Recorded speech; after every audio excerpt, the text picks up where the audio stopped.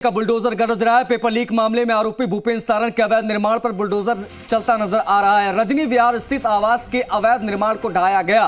वहीं इस मामले में आरोपी भूपेंद्र सारण की पत्नी और भूपेंद्र के भाई गोपाल सारण की पत्नी इंदुबाला को जमानत मिल गई है।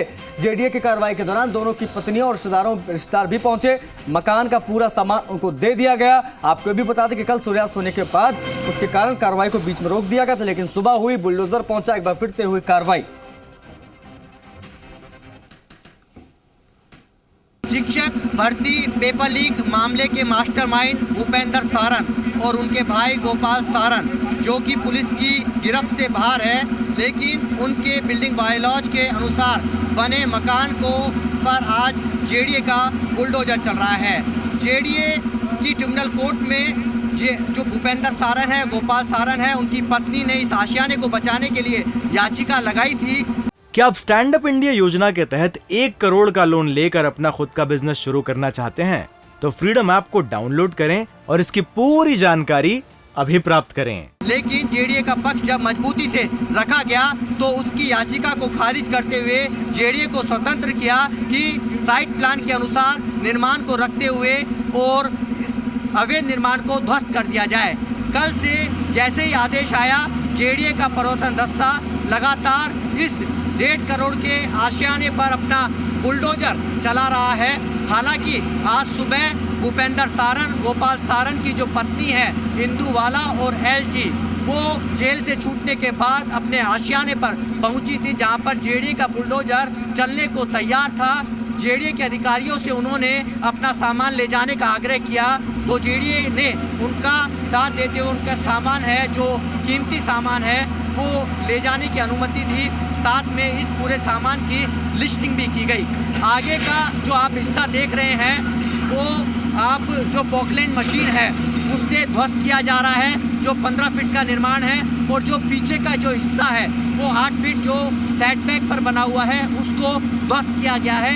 इतना ही नहीं, 8 मीटर से ऊंचाई की जो 2 फ्लोर है इसमें हैमर और लोखंडा मशीन से इसे पंचर किया जा रहा है। यानी कि जेडीए की मशीनरी चारों तरफ लगी हुई है, क्योंकि जेडीए ट्रिब्यूनल के आदेश है उसमें साफ लिखा है कि आसपास के मकानों में जनहानि नहीं होनी चाहिए।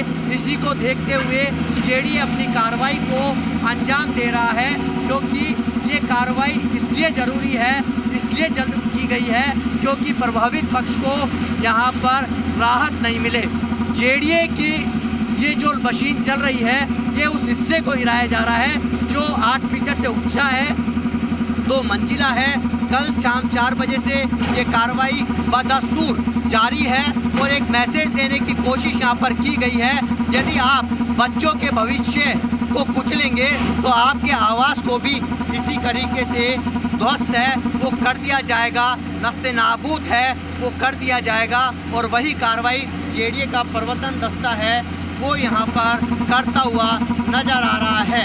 यानी कि कुल मिला के सरकार की ओर से एक जो कानून बनाया गया था कि उनकी संपत्तियों को अटैच किया जाएगा, उनकी संपत्तियों को गिराया जाएगा, और रीट मामले के बाद में ये दूसरी कार्रवाई है। हम कह सकते हैं कि भूपेंद्र सारण के आवास पर जो 0 सेटबैक पर बनाया गया था उसको ध्वस्त करने की गई है। हमारे साथ जेडीए इन्फोर्समेंट विंग के चीफ रघुवीर सैनी भी हैं, उनसे हम बातचीत करेंगे कि किस तरह की ये कार्रवाई की गई है और क्यों ऐसे क्या निर्माण था। सर, ये वो आवास है जहाँ पर मास्टरमाइंड रहते थे और कार्रवाई करना भी एक मैसेज देना। देखिए कि हम बार बार कह रहे हैं कि निवास के मामले में हम नहीं पढ़ते जब तक कि कोई सरकारी भूमि के ऊपर हो, रोड पे हो, पार्क हो, फैसिलिटी पे हो, और पुराने निवास में नहीं पड़ते। नए निवासों में भी व्यावहारिक नीति लेकर के हम चलते हैं। आम जनता को निजी निवास निर्माण में बिल्डिंग लाइन को फॉलो कर ले, रोड पे कोई बालकनी इत्यादि नहीं निकले, पड़ोसी ने छोड़ा उसका सेटबैक छोड़ दे, कोई कंट्रैक्ट पैदा नहीं करे, हम नहीं पढ़ते उसमें। लेकिन ये मामला अलग है, सामान्य नहीं है।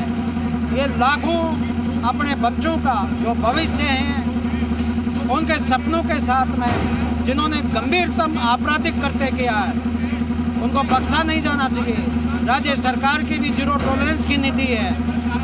इसी दर्शन के तहत हम ये कार्रवाई को अंजाम दे रहे हैं।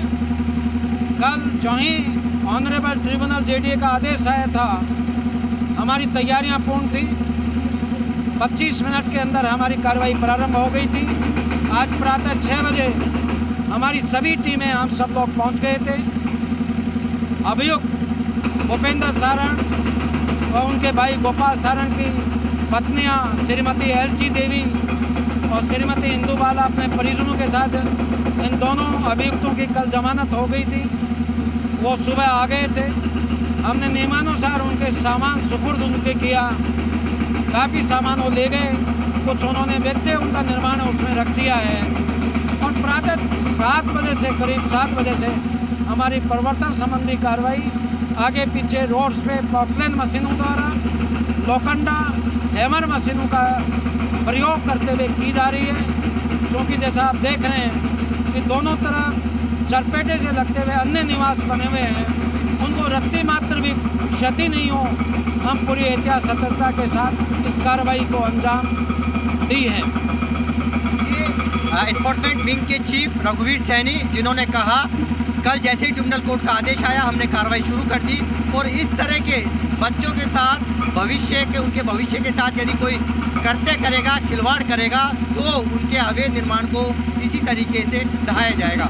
कैमरामैन संजय कुमरे के साथ दीपक गोयल, जी मीडिया, जयपुर। क्या आप स्टैंड अप इंडिया योजना के तहत 1 करोड़ का लोन लेकर अपना खुद का बिजनेस शुरू करना चाहते हैं? तो फ्रीडम ऐप को डाउनलोड करें और इसकी पूरी जानकारी अभी प्राप्त करें।